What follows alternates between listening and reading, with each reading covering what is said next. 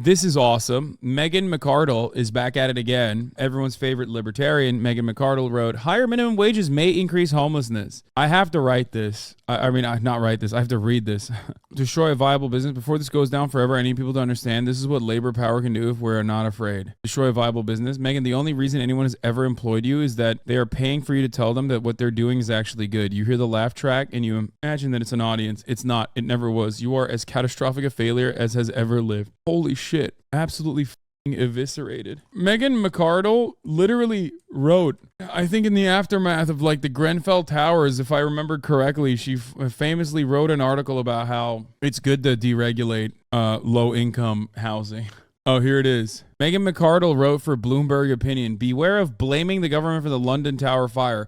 Perhaps safety rules could have saved some residents, but at what cost to others' lives? There's always a trade-off. Now, I want to read this article, but I don't know if I can. Because, let's see if I can skip the paywall. Oh, I can. Higher minimum wages may increase homelessness by Megan McArdle. West Hollywood, home to the legendary Sunset Strip, now has a claim to fame. It has the highest minimum wage in America. At the beginning of July, the city's wage floor rose $19 an hour, surpassing even Los Angeles and San Francisco. The predictable arguments followed in the hollow tradition of America's minimum wage wars. Let me guess. There will be no consideration to the housing prices. There will be no consideration for that whatsoever. Or maybe she'll say more people have more money, so now housing prices have to go up, as though it's like, as though it's just an invisible hand, that it's not like landlords directly raising their rents for no fucking reason other than pure greed when there's no actual restrictions on said prices. Employers say they couldn't afford higher payroll costs and would be forced to cut back on staff. If we go out of business, that means workers will lose their jobs too, restaurant owner Lucian Tudor told the Los Angeles Times. Progressives retorted that thanks to minimum wage, vulnerable workers are finally able to enjoy a semi-decent standard of living. Both of these arguments can be true, of course. Even if employers pair their payrolls by firing some folks, the workers who keep their jobs may be better off. Balancing the interests of the two groups is a tricky business, especially because there's no agreement on even the basic question of how many jobs are lost to the minimum wage. Supporters of higher minimums can point to studies that seem to show only small effects or even positive effects. Opponents have their own studies showing significant job loss, as well as the common sense observation that when the price of almost anything goes up, people will consume less of it. I won't rehash these arguments any further. You probably heard them and already formed a strong opinion. Instead, I want to introduce a new argument that higher minimum wages. She's like, I have a new argument. It's one that you haven't heard before because it's one that's too stupid for like even the average Econ 101 student. Higher minimum wages may be contributing to homelessness, a problem that is of course particularly bad in California. This is precisely the reason why, okay, here, let me debunk this correlation does not equal causation argument really quickly. Let's take a look. Mapped.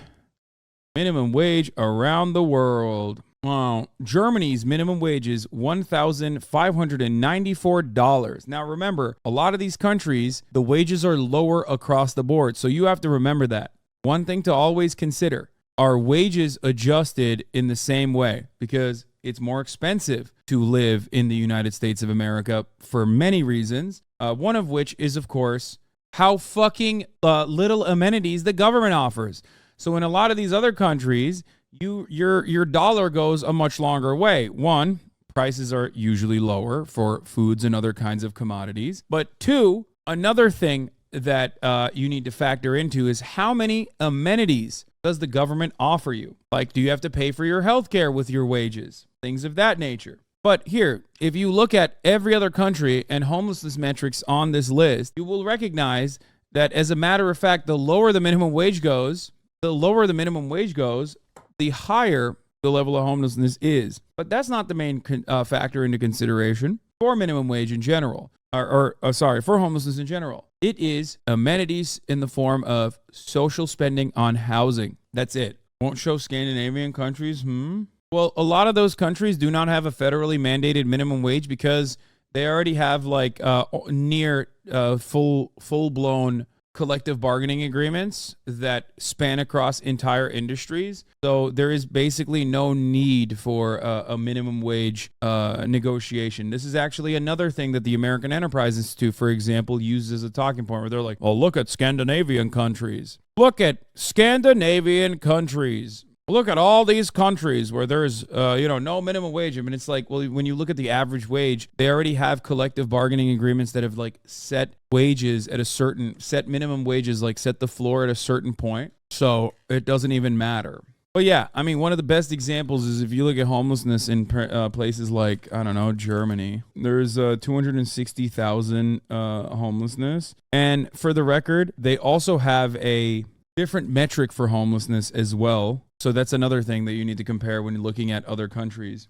Also, median wage in Scandinavia is higher. Means mean wage is lower because less inequality. Yeah. Homelessness per capita. Instead of fucking... Okay, there it is. By country. Okay, list of sovereign states by homeless population. Let's take a look at that. I don't want to do the math myself. It's so fucking stupid. Homeless per 10K. Here it is. United States homelessness per capita is 17.5. The reason why Netherlands is 18, for example, is probably because they have a very different metric for how they calculate it, but also because of growing prices of housing in these places. But here are some lower places like Denmark, Iceland, Brazil, no fucking shot. Homelessness is probably far too complex an issue to tackle with a few graphs, e.g. people forced to stay in bad relationships, people housed in shelters, and so on. Depends on how you count it. Yeah, some places do not have the same formula. This is the same as like crime across the board. People will be like, oh, well, crime is much higher in Sweden or whatever the fuck. When in fact, the only reason why crime has risen in Sweden over, a couple years is not because of like a steady flow of immigration, but oftentimes because they've changed one particular way that they calculate sex crimes, for example. But this graph is laughable. The idea that like Turkey has a lower rate of homelessness than the United States of America is again funny to me. The reason why I think this list is fucked is because of Hong Kong, though, because I know Hong Kong has a gigantic homelessness problem, or at least less than adequate means that you would consider a home. A lot of people live in like horrifying circumstances. The graph with the minimum wage is just simply wrong, lol. I just Googled randomly France and it has a minimum wage of 1780 euros. Graph shows $1,300, lol. The numbers are not comparable. In Germany, anyone with a non-registrable address is homeless, even if they live with someone, or in an RV park. In the U.S., it's the other way around. You are only homeless if you register. It makes it almost incomparable. Any trailer park person would be considered homeless in Germany. It's illegal to be homeless in Hong Kong, so there aren't any. Yeah, I mean, in Hong Kong, this is how people live. This data is pre-pandemic too. Here, if you want to understand why Hong Kong's like homelessness numbers are super low, that's a home.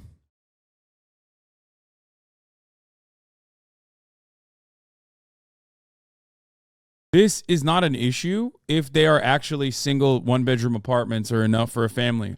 But inside of these apartments, they cut it down to multiple. Apartments inside of like a singular apartment. So technically, it's considered not homeless. Whereas an example of in Germany is like people in homeless shelters or people. It's just every country has a different way of measuring it.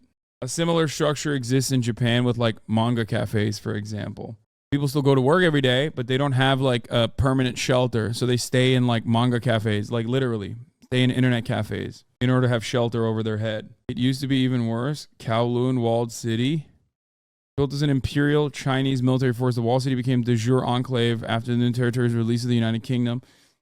Its population increased dramatically after the end of the Japanese occupation of Hong Kong during World War II. That's crazy. Can luxury cage homes fix Hong Kong's homeless crisis? Yeah, I mean, we've watched this before. This is fucking devastating.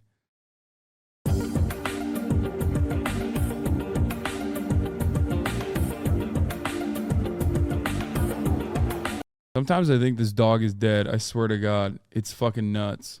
She is so passed out. It's not even funny. This is what China did to Hong Kong. Yeah, it's so sad that China did this to Hong Kong when the United Kingdom decided Hong Kong was a part of its territory. Good one, chatter. Hong Kong size-wise isn't actually that small, right? Couldn't its population be supported by just normal housing, normal apartment complexes? There are a lot of zoning restrictions in Hong Kong, as far as I understand, that prevent developers from building in areas where you absolutely could. Like, they just simply do not let you. Land usage is a big issue, or was a big issue, and has continued, for the record, under Chinese control as well. It might change. Hong Kong is super deregulated. The zoning is a joke. No, but they have land use zoning. 40 square feet per person. The area's interconnected high-rise towers are built without architects and engineers and ungoverned by Hong Kong's building and sanitation regulations. Okay, hold on. Let's watch this first because I want to watch more about Kowloon.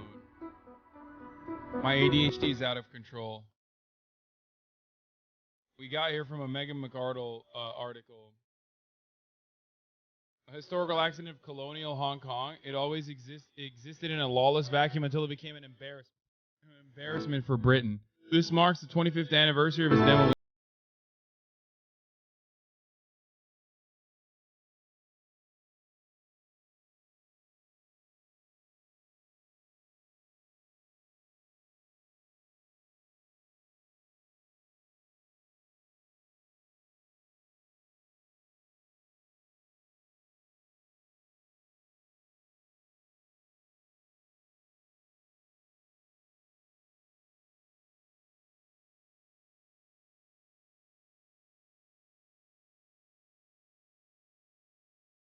But the thousands who called it home is a friendly, tight-knit community that was poor but generally happy. It's actually kind of interesting because it's like they had their own ecosystem internally, from what I understand, which makes sense. So here's what it is. Public housing also operates on a similar structure. It's just way more livable.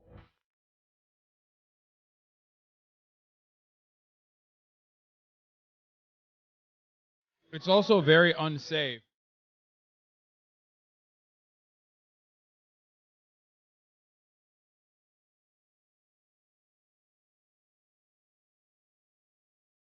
Street-level shops are a mix of unlicensed dentists, doctors, market stalls, and cafes that often include a dog on them. Jesus Christ. Fish balls, barbecued roast meat, and other foodstuffs are manufactured in the premises with little or no sanitation. Brothels and gambling dens operated with impunity. Authorities installed 8 freshwater standpipes, one inside the city and others outside of its perimeter. There were many heroin dealers, but they were untouchable as police could only arrest non-residents. Tiny metal fabrication shops made up a good number of the 700 or so industrial premises.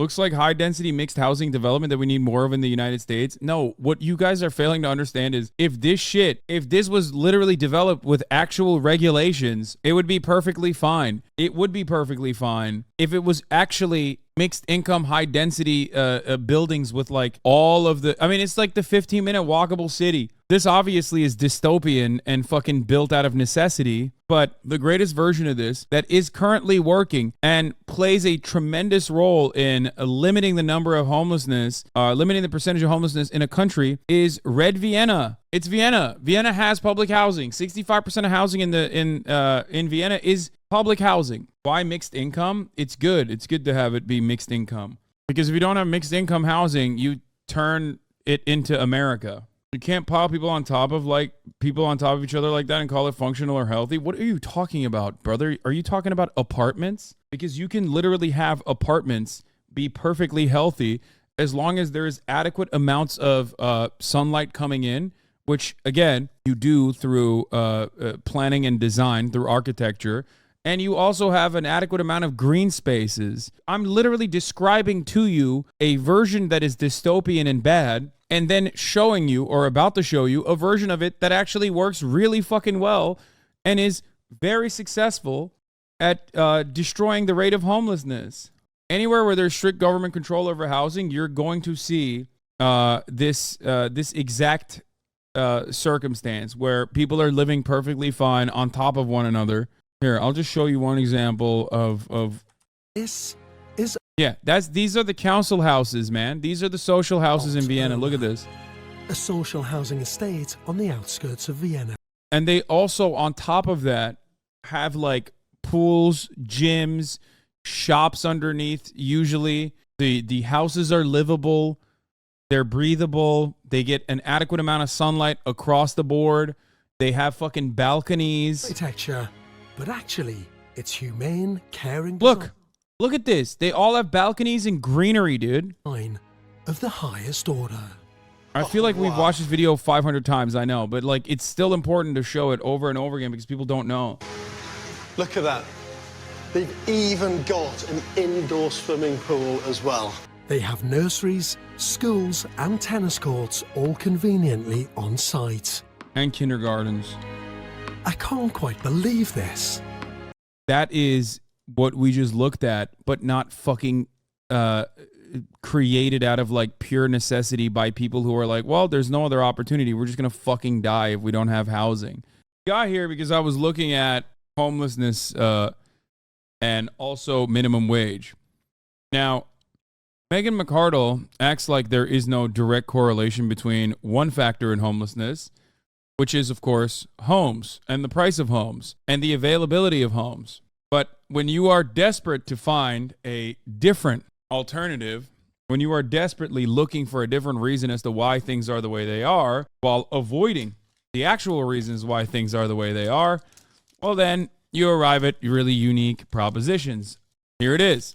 This suggestion comes from Seth J. Hill, a professor of political science at the University of California, San Diego, who recently published a striking analysis of cities that raised their minimum wage between 2006 and 2019. He found that in these cities, homelessness grew by double-digit percentage points. The effect was larger for cities with bigger minimum wage increases, and it also appeared to get stronger over time. I'll confess, I was doubtful when I started reading this paper. No, you weren't. You were fucking probably horned up. For one thing, I already assumed that minimum wage hikes cause significant unemployment, and I try to bring extra skepticism to research that flatters my opinions. Doubtful. For another, this paper is a preprint, not yet peer-reviewed. For a third, homelessness seems to be spiking despite an incredibly tight labor market. And yeah, I wonder why.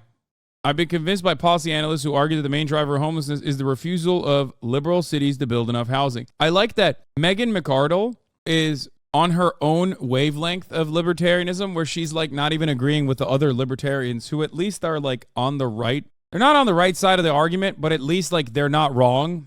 The point is that there is not enough housing. Like, libertarians look at that and go, it's because of zoning restrictions. And zoning restrictions do play a role in it, but it's not the main role. We need less housing. Famously, people only pay $1 million for a house. They hate having their money. So that's it. She doesn't even she barely talks about it. After all, the vulnerable people who are most likely to end homeless with substance abuse or mental health problems, unstable family situations, and so forth, are probably the most likely to be let go when employers trim payrolls. That's insane. She's saying that, yes, Kaya moved the camera because she wants privacy. Yeah, okay, I can't do this. The people with mental health problems and drug abuse are the first to be cut out. They don't develop that later on due to homelessness. Thanks, Megan McArdle. I don't know how so many homeless people still have jobs, though. How does that work, dumbass? Huh? How does that work? Because people always just look at the person who's half naked and shitting on the street as the only type of homeless person. That's not the case. So many homeless people are just living out of their cars and they're maintaining their jobs. So many homeless people are couch surfing and maintaining their jobs. Interesting. Don't really get it. Don't really understand how she's making that work like this. It's just she's making it seem like minimum wage increases unemployment, ridiculous, and then turns around and says that the people that will be unemployed are homeless people who are going to experience mental illness before, and that's why they become homeless. They're more likely to be fired. Or maybe it's because these big cities have horrifying marketplaces for housing. Love paying people like Megan McArdle to write these idiotic articles. Is so great.